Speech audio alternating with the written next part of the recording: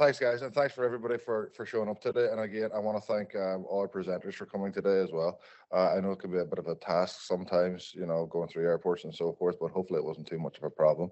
But again, thank you so much for coming today and helping us make our first symposium, in-person symposium here at Beaumont in the last 3 years. So this is something we generally do every year in collaboration with biocrates, just simply because of education. Hopefully there's going to be a few of our clinicians who are going to be popping in and out here today, because as you know, this is a working hospital. So our clinicians have got patients that they have to see. So they said they're going to pop in and out, especially some of the clinicians that we actively collaborate with. Let me see. I actually want to get rid of that slide because there's too many hats on that slide for my liking. Okay. So today I'm going to talk about some of the work. And the last couple of slides in this are really interesting because they're very, very fresh. Essentially, it's the culmination of 10 years work. It's work that I've been doing since I was doing a postdoc in Belfast. So we've got to the stage now where I've got the right team in place. I've got the right biostatisticians, bioinformaticians who's enabled us to put all this information together.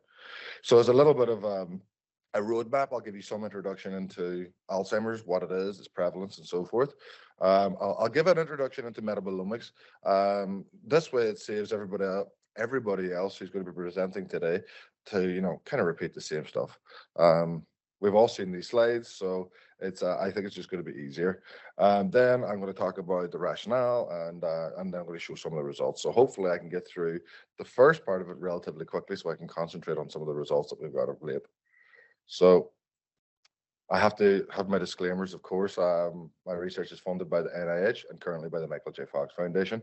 And I have consulting services for YOLO, Biogen, and Coleman Research Facilities. Okay, so the current status of Alzheimer's disease research. Let me see if it's working here.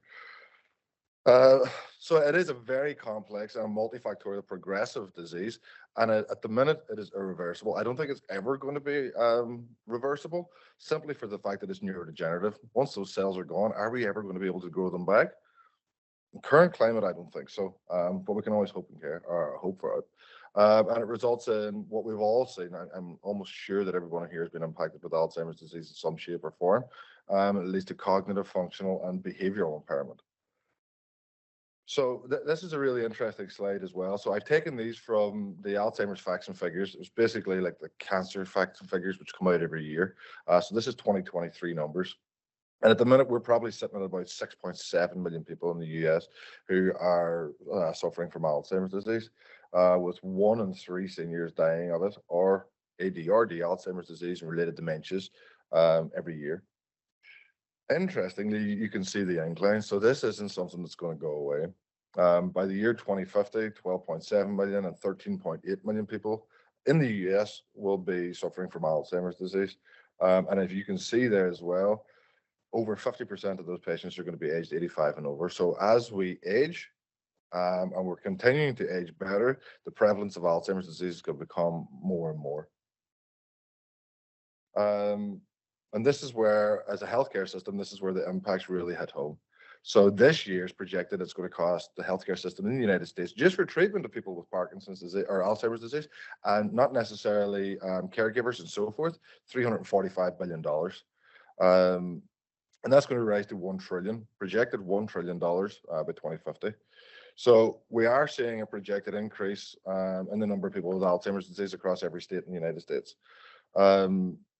Interestingly, I don't know if this is really appropriate because I just heard this stat the other day. There's more money being spent on breast implants and on breast implants than there are on Alzheimer's disease at the minute. So it got me kind of thinking that there's going to be a lot of people in 2040 and 2050 who look kind of pert but don't really know why. So it got my mind thinking like that, but I just thought I would mention it. So it just gives you an idea of the amount of money that's been spent on Alzheimer's disease, where there needs to be a lot more. So I'm going to take a quote from a good friend and colleague of mine, Dr. Bahadur Singh. Alzheimer's disease is a ladies' disease which men get, simply because ladies are 2 to 3 times more likely to get the disease, rather than men. And one of the reasons for that is simply because ladies live longer, which kind of makes sense. And then we've also got this really interesting statistic as well. By the age of 45 and 65, of those individuals, percentages of lifetime risk of Alzheimer's disease. Again, this shows you that women are at that greater risk. Why? There's a lot of hypotheses out there at the minute as to why they are. A recent one, which is really, really interesting, was those ladies who are going into the menopause and get access to HRTs a lot sooner than those individuals who don't are at a 5 times less risk of developing Alzheimer's disease. Now, why that is, I'm not 100% sure because it's not really my area of interest. Or not area of interest, but area of expertise. But it's something that we're going to start looking at as well. So that's a really, really big factor. Okay. And then everybody's bound to be aware of the recent drugs which have become, which were available, and then now the FDA have made different rulings on them. So these drugs that are available, like aducanumab and the other MABs, are now only really available for research purposes. And one of the reasons for that is that they have 22 touchdown points over a year, including meeting with their primary care physicians, gerontologists, psychiatrists. Then you've got MRIs. Then you have people to read that. And it costs about $56,000 a year. CMS aren't going to pay that. But luckily, there are a load of other MABs, if you will, which are currently in phase 3. And we've got small molecules, ones which are targeting Alzheimer's, or targeting amyloid beta, and ones which are targeting the tauopathy, and ones which are targeting both. So we're really looking forward to see what's coming down the pipeline in the future. And it's something that we're planning for here as well, Beaumont, and trying to develop that patient pathway. Because at the minute, for Alzheimer's disease, there isn't essentially a patient pathway because there was never actually treatments available like this. So we're trying to develop something, and along with the Alzheimer's Association and our clinicians here at Beaumont, to develop something like you would see in the cancer realm, whereby these patients are followed from start to finish when these treatments become available. So that's something we're actively doing. So Alzheimer's disease, I'll touch back on a little bit later, but I wanted to get into metabolomics. So we all know about DNA. We've got our genomics, we've got our RNA or transcriptomics, we've got our proteomics, translation and proteomics. But downstream of all of those, we have our biochemicals, our small molecules, and this relates to metabolomics. It gives mechanistic insight into any given phenotype, and it can be used for a variety of different things. For instance, I've given some information here in nutritional facts because we're working with our colleagues back in the United Kingdom, whereby we're developing tests to see who adheres to diets, because interestingly, as humans, we all lie. So we're very, very interested in saying, okay, are they adhering to what they're actually saying within their dietary diary? Advantages: it is condensed and information rich, so it is essentially making sense of the soup. There's a lot of information. It's actionable. I'll give you an example. Glucose. So if you're diabetic and your glucose levels are all up the left, we can act on that immediately. And glucose being a small molecule, we consider that a metabolite. And it's translatable. So some of the findings which we're working on within the lab, in specific biochemical pathways, let's just say, instead of them going down what we would call the disease pathway, you can push them back towards the classical pathway. And there's a lot of work being done in the cancer realm. And some of the work actually been done here by Dr. Shanayan's lab as well, using flux-based analyses. So what is a metabolite? I did say it was a small molecule. It's anything less than 1,500 Daltons. Now, there is a plethora of different kinds of molecules here, and I'm not going to go through the list. But what we have to be really, really cognizant of is that we've got three species of metabolites that we really have to consider. So we've got our human metabolomics. So we've got between the number of cells in our body is between 10 and 100 trillion. And then if we look at the microbial cell numbers, we've got 30 to 100 trillion there as well. So it's like for like. So half of our body has got a synergistic microbial cell species, which are producing metabolites of their own. So we need to make sure we know where these are coming from. And then, of course, we've got the xenobiotics. That's anything that you're exposed to, anything that you put into your body. So we need to know when we're doing our analysis, are these metabolites that we're measuring due to disease, due to any of the impacting factors that we're interested in, or are they from microbial species and it's not untoward, or are they from the xenobiotics? For instance, we did a recent study in Parkinson's disease, and my biostatistician came back to me and he says, look, absolutely fantastic. We can tell the difference between people at different stages of our Parkinson's disease. I went, okay, what are we measuring? Dopamine. So all these patients with Parkinson's were all receiving levodopa. So, oh yeah, we can absolutely differentiate those people with Parkinson's and those without because we're based on dopamine. So it's just things like that you really have to be very, very careful about when you're doing it. So what is the metabolome? So it's the collection of all the metabolites within a given biological system. So all those compounds which we're measuring. And at the minute, now this is probably an underestimate, but I've stolen this slide from another colleague of mine, Dr. David Wishart. And there's estimated to be about 60,000 chemicals in mammals, microbes, approximately 100,000, and in plants, 300,000 chemicals. Interestingly, metabolomics was never developed for humans. It was all developed for plants. And the reason for that is because there's so much variation in humans. And one of the ways that we can get around that is by using larger sample sets to account for that variation. Now, as I mentioned, there's a lot of different compounds which are involved in metabolomics. And we have been able to fully sequence the genome, but we haven't been able to fully sequence the metabolome. And because the reason for that is because of the differences in the chemical moieties, in their polarization techniques, everything. So no one technique can measure absolutely everything. So we have to use a variety of different mass spectrometers, different chromatography techniques, incorporating NMR, incorporating other analytical chemistry techniques.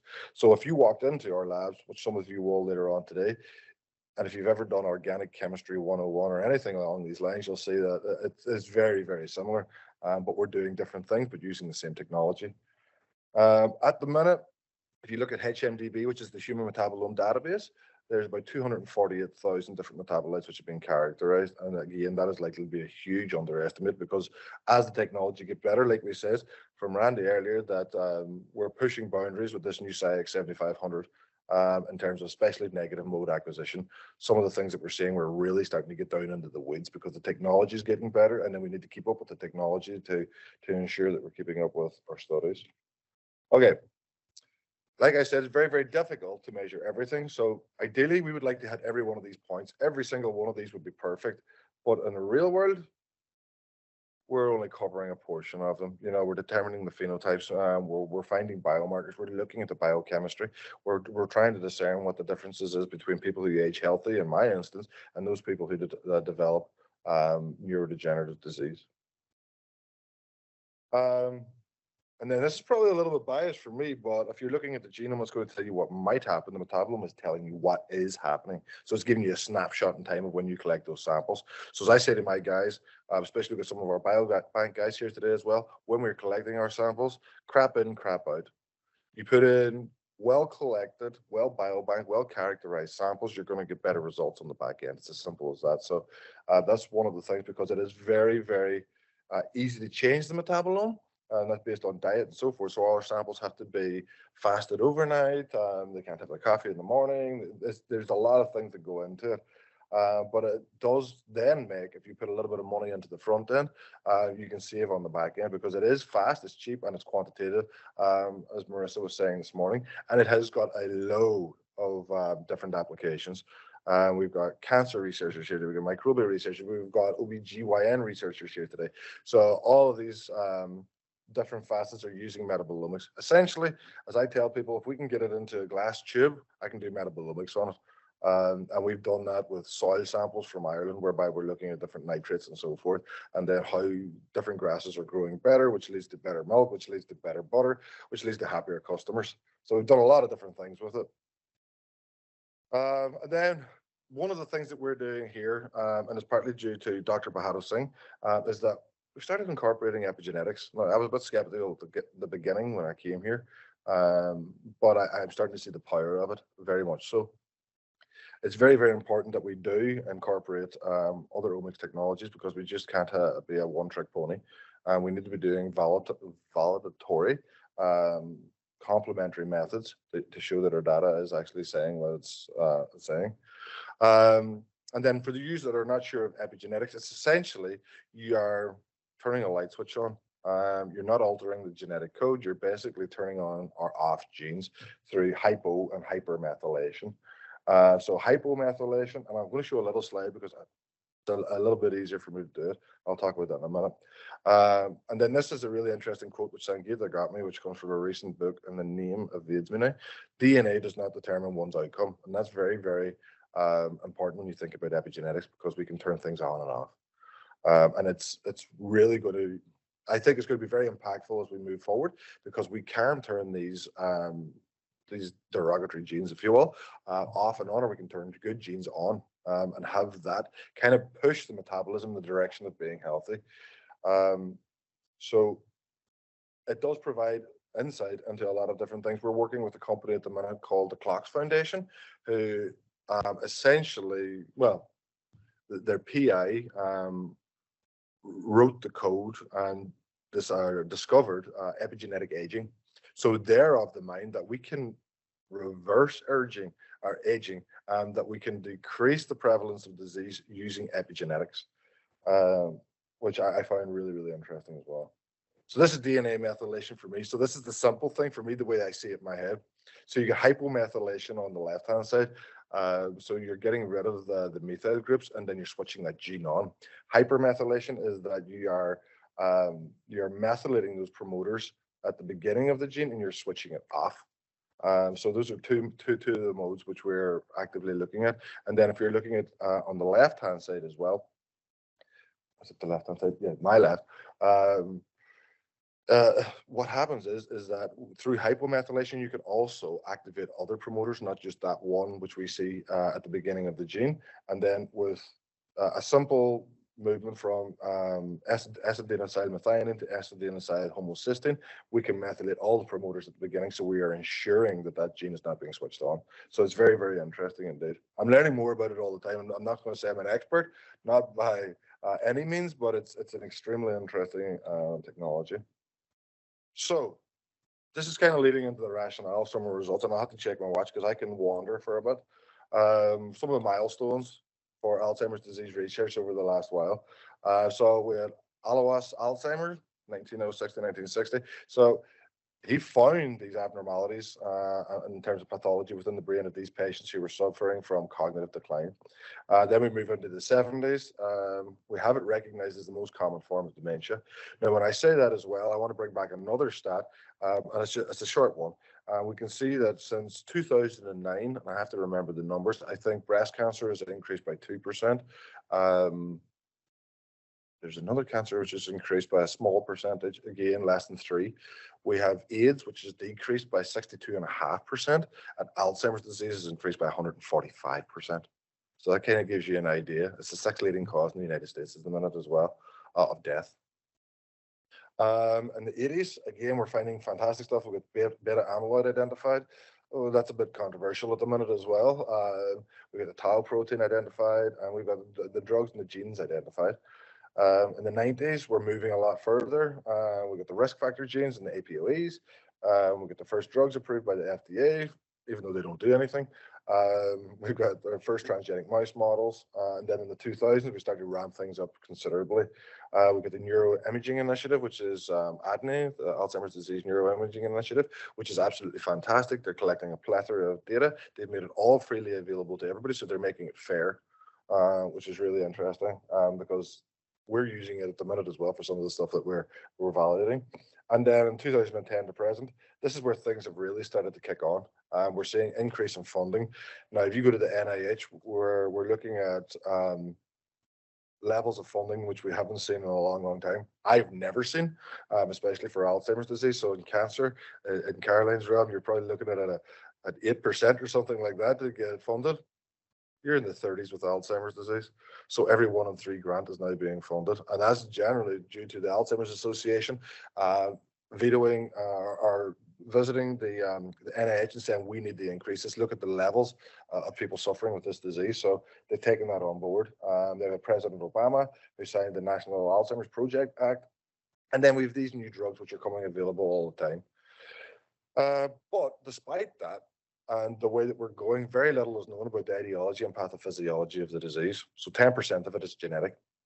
The other 90% is idiopathic, or we don't know how it starts.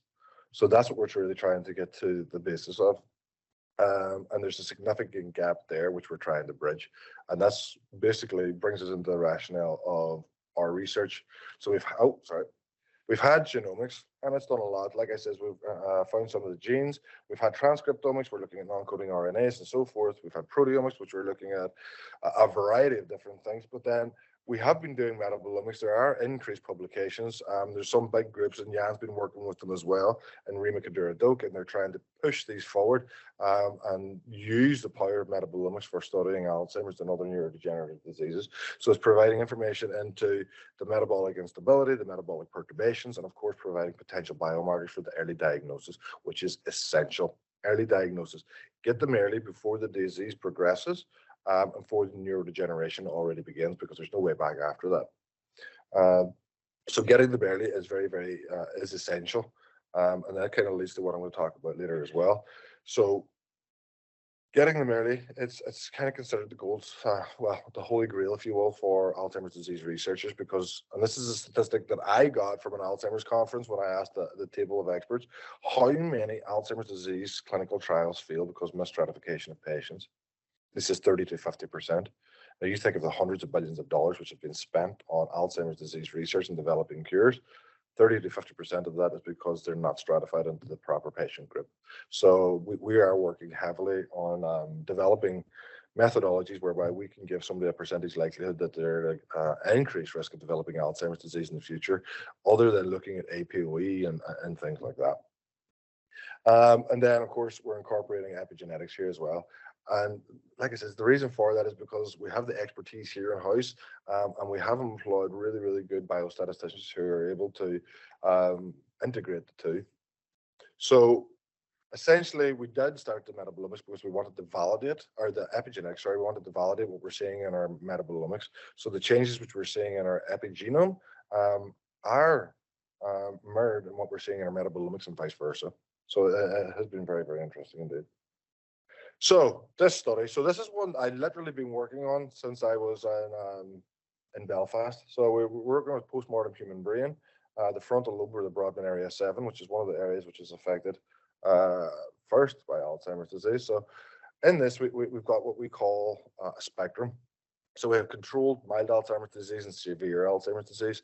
And any of you know about Alzheimer's disease, it's the way that we did it in this is that we graded it based on their Braak stage information, or their pathology, the number of plaques, and the number of tangles within their brain.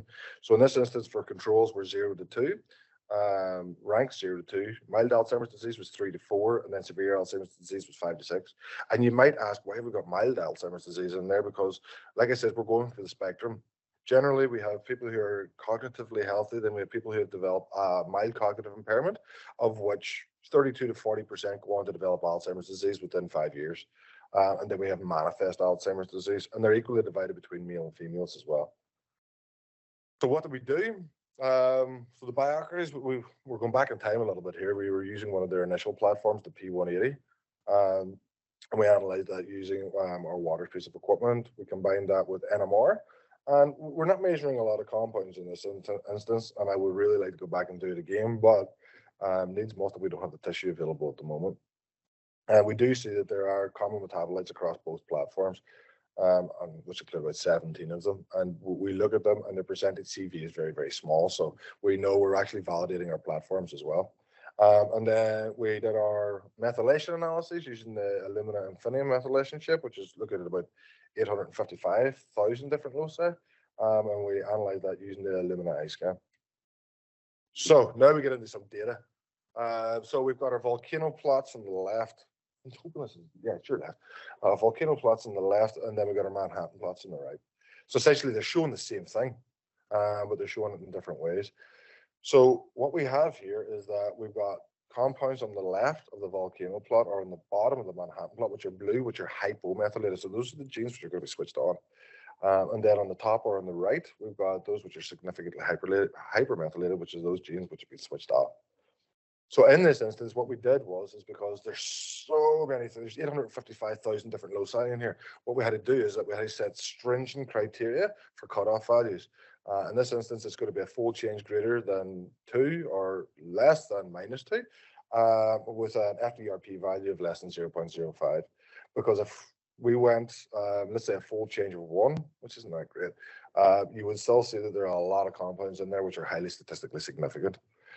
Interestingly, we're seeing a lot more compounds in the mild Alzheimer's disease group, not compounds, loci, in the mild Alzheimer's disease group, which are perturbed. or hypermethylated, as opposed to that what you're seeing in Alzheimer's, which is the second group of plots along the bottom.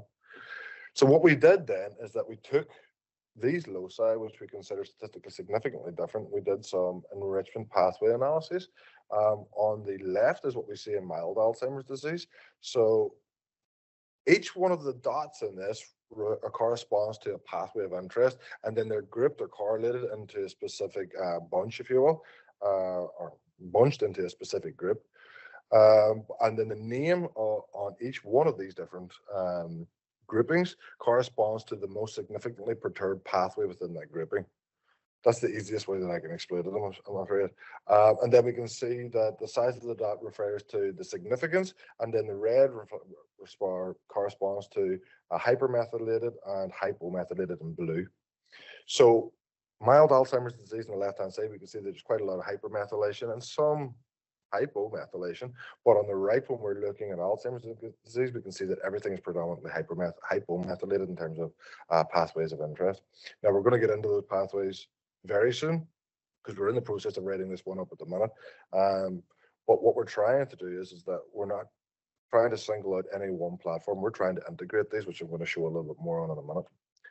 So the metabolomics, and again, we've got volcano plots. So our volcano plot on the left is the Alzheimer's disease one. I don't know if you can see it very clearly, the data is quite small. We're seeing some statistically significantly different compounds. In this instance, there are blue and then there are red. The red are ones which are upregulated in Alzheimer's disease. The blue are the ones which are downregulated. And then on the right of it, we can see that there's we're looking at mild Alzheimer's disease in that instance. Now, I was going to highlight C, which is up here in the corner, but we're not really seeing in terms of mild Alzheimer's disease many metabolic pathways which are being perturbed in terms of significance when we're looking at FDR and controlling for correlations. But what we do see is that we are seeing some significant compounds changing within Alzheimer's disease and mild Alzheimer's disease. And these are the most significant ones. We're seeing citrate, methionine. We got a couple of phosphocholine, tryptophan, and a lysophosphocholine. One thing I will say is that from our other studies, and we haven't published this yet either, we're going to push on it, is that we do see a massive perturbation in lipid metabolism. It's like falling off a cliff. So actually, this same group, if you look at it, we're going to write up a little bit on the lipids, is if you've got a resting state with the Alzheimer's disease or with controls, and then when it gets to the stage where clinical symptoms become apparent, the lipids fall off a cliff. Essentially, it's a straight drop in terms of their levels, and they decide to come back up again to what's like a resting level between that which was considered healthy and that which was mild Alzheimer's disease. So we're not the only people that have shown that as well. There's the Mapstone group out of UC Irvine have shown that too. Anyway, back onto this one. So the bottom figure shows our pathway analysis, and one of the things that we've shown is that there's an increase in amino acid transfer RNA biosynthesis of amino acids. Essentially, if you just look at that, it just says amino acid metabolism is completely perturbed and is being upregulated within those individuals with mild Alzheimer's or with Alzheimer's disease. Because if you look at 2-oxocarboxylic acid, I think that's pyruvic acid or pyruvate. So everything is focusing around amino acid metabolism. That becomes important because if you look at amino acid transfer RNA biosynthesis, what are amino acid transfer RNAs? They're essentially substrates for translation. So what is the biosynthesis? The biosynthesis is essentially mapping the amino acid, the specific amino acid, to its corresponding codon, which then affects how amino acids are read genetically. So it's very, very important. And then this is all starting to make sense with us now. And we're actually going to delve into it a little bit deeper. So amino acid metabolism from our metabolomics analysis, it's a shining beacon for us, really. So then we did some integration of it. It took me a little while to get my head around these circular plots, if I'm honest with you at the minute, because it's showing three different things. On the outside, it's showing upregulation or downregulation of metabolites, or it's showing hypo or hypermethylation in terms of the CPGs of interest. But what we did find is that, and then what the lines go through the middle, like I'll take this top left one, it shows the correlation between the two. So it's blue, so saying it's negatively correlated. And then I was looking at that and going, okay, so we've got hypomethylation, but we've got serotonin, which is upregulated as well, and they're negatively correlated. What does that mean? It means that the gene is in direct control of the concentrations of serotonin. So, and it's one of the ways which we're doing our computations is that we control for the disease, the effect of the disease, so we can actually see this. Took me a minute to get that as well. But if you don't get it straight away, I get it. So we're finding some of our major findings is that inflammation. It's something at the minute as well, which we are working with other large groups around the country. We're actually writing a U19 and an AMP grant working specifically on inflammation, how it's directed towards Alzheimer's disease and other neurodegenerative diseases. We got, again, serotonergic synapse malfunction and sphingolipid metabolism. It's actually very busy in terms of some of the things that we're seeing. And it's actually validating what we're seeing in other studies as well. In late Alzheimer's disease, again, biosynthesis of amino acids, 2-carboxylic acid, so that's pyruvate metabolism as well, and it's linked with a number of different amino acids in with that particular cascade. And then starch and sucrose metabolism, now that was one, it was kind of one which came from left field. So some of these things, like I said, these are relatively new, and Nadia could probably explain it a lot better to me because she's writing this up at the minute as well. And I had the pleasure of presenting it. So one of the things that we did here, and it's basically, I took it from a Varma script, which was written a few years ago with Madhav Thambasetti at the NIH. They essentially looked at brain tissue, and then they wanted to see if they could recapitulate the findings in terms of metabolism and biomarkers in more accessible peripheral biomatrices such as serum, plasma. So we developed our models. They're not great with the metabolomics using GlimNet and random forest. So these are AI methodologies in terms of where they're used herein. And they're 73, 74%. We're thinking, no, that's not great. And then on the right-hand side, we've got our validations. And we're not seeing great separation. We're seeing overlap between all of these. So we're like, the metabolomics isn't working great. But one of the things I did say to my biostatistician, I said, look, can you look at our epigenetics data and see if you can build a biomarker model using that data with brain tissue? And he thought I'm mental. He says, we're not in Russia. We're not using biopsies to diagnose these people with Alzheimer's disease. I said, just bear with me. He says, okay. So we built our models. Models are working absolutely fantastic. We're sitting at about 92%, 92 to 96% actually. We can see that there's a lot of separation herein in terms of our validation. But what I said to him is that, okay, now I need you to test these in blood samples, which we've analyzed here. So these brain samples came from Brains for Dementia Research, which were collected all across the United Kingdom. We've collected a load of samples here from mild cognitive impairment patients, people with Alzheimer's disease, and healthy age controls. Now, geographically completely separate, 4,000 miles the difference. One's using brain tissue and the other's using serum. So I said to him, actually, I'm not going to jump to that one yet. I'm going to jump to the next one. I said, can we build another multi-class model? Can I introduce people with dementia with Lewy bodies? And can you tell me if the factors that we have or the loci that we're using, can it differentiate between 3 groups? Oh, that's the metabolomics. I went the wrong way. And it does.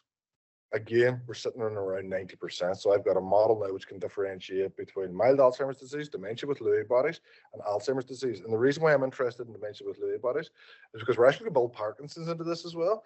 And Parkinson's and dementia with Lewy bodies, there's a huge overlap because of the alpha-synuclein pathology. So I want to be able to differentiate between those. But I'm talking with Mike, who's a clinician who's 40 years of maybe 50 years of diagnosing these patients. A lot of people with dementia with Lewy bodies get brushed aside and they're called dementia. They're called Alzheimer's disease. They're not actually classified. So again, stratification of patients is very, very important. I've got another 40 brains, which we've just taken receipt of as well, with vascular cognitive impairment, which is the second most common form of dementia. And we're building that into our models as well. So back to the other thing. I said, okay, mild cognitive impairment, Alzheimer's disease controls. Can we develop a model in blood? Yes, absolutely. This is brand new. This is a multi-model as well. But on the left-hand side, it's doing it 100%. And this is using probably about 5,000 different loci, which is easy when you're looking at epigenetics because they'll just build a chip for you for 5,000. But when you want to go and patent that, that's very, very difficult because each one of those loci have to be considered an individual investigate or an individual invention. So we've actually got it down. We've reduced it by about 1%. We're at 38 loci now for a multi-class model. And what we're doing now as well is that we are bringing in we're bringing in DNA from a huge cohort in Palmero, from vascular cognitive impairment patients. We are validating outside as well, whereby I'm sending the Clock Foundations another load of MCI patients. We're going to send them control patients. We're going to try and validate again on that. And what we're doing at the minute as well is that this model is being validated in all the ADNI epigenetics data, and it works. So far, so good. So the ADNI epigenetics data, there's thousands of patients. And what we're finding is that ours are working. So we have our validation models here. We can see there's good separation in terms of colors. But what we did here then was we did recursive feature elimination. What that means is that we're getting rid of all the superfluous ones, which we don't need. We've got it from 5,000, we've got it down to 38, and it's still working. And then here on the side, we can see which ones are producing well and which ones are not in terms of frequency. So to that end, I'm going to finish. It's some of our very, very recent results. I have to say that I don't do any of this. This is all the guys that do it. They make me seem relatively intelligent. It does take a village. At the end of the day, I want to thank everybody within my group. I want to thank Joseph, who's our biostatistician and bioinformatician. If anybody's looking for some really good biostats done at a relatively good price, he's absolutely fantastic. I found a gem in that regard. And I also want to thank biocrates and SciEx for sponsoring us today. And I want to thank Mary Farwell, if she's in and around here, because she organized all of this. She made my job very, very easy. And then I want to thank Nadia as well, because my slides didn't look like this. I'm just going to tell you right now, and she made them really fancy. So I want to thank you for that straight away. Okay, well, thank you guys, and I'm happy to take any questions.